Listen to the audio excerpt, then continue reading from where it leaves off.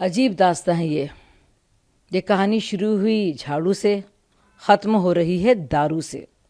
सोचिए, पाठशाला की बात करने वाले लोग मधुशाला की बात कर रहे हैं और स्वराज की बात करने वाले लोग शराब की बात कर रहे हैं।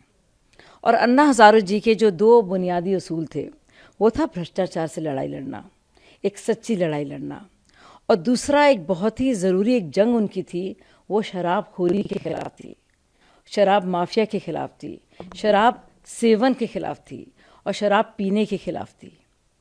जिस तरह से विश्वासघात केजरीवाल जी ने अन्ना हज़ारे जी के साथ किया है और उनकी पीठ में खंजर भोंका है, पूरी दुनिया को दिख रहा है। और इसीलिए अन्ना जी ने भी कहा है कि इस पर गहन से गहन जांच होनी चाहिए।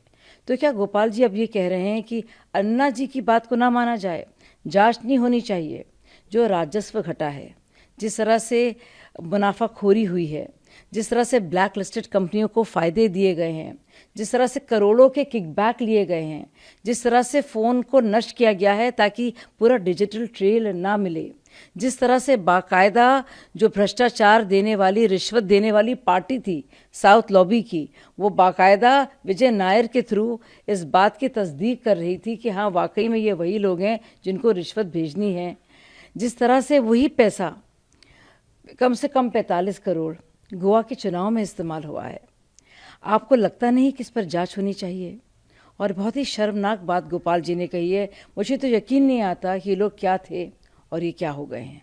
दो महत्वपूर्ण बातें, जिन जिन लोगों के बारे में अरविंद केजरीवाल जी ने अन्ना हज़ारे आंदोलन के दौरान और उसके बाद भी बहुत ही संगीन न सिर्फ इल्ज़ाम लगाए थे, बल्कि बाकायदा भ्रष्टाचारी कहा था, बेईमान कहा था, कट्टर बेईमान कहा था और कई कई बार कहा था, और जिनके खिलाफ उन्होंने बात की थी न सिर्फ जांच करने की बल्कि कड़ी से कड़ी सज़ा सुनाने की, अब वो सारे लोग मिलकर उन्हीं अरविंद केजरीवाल जी के बचाव में आ रहे हैं।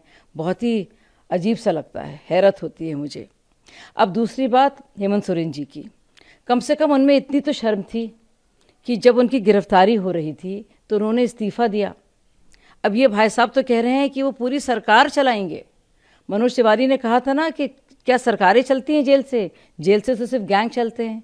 लेकिन इतने उनके मंत्री वहाँ पे हैं, मुझे लगता है कि कैबिनेट मीटिंग्स आसानी से होंगी, तो हो सकता है वो सरकार वहाँ से चला लें और वही कुछ माहौल हो जहाँ चार यार मिल जाए वहीं रात हो गुलजार।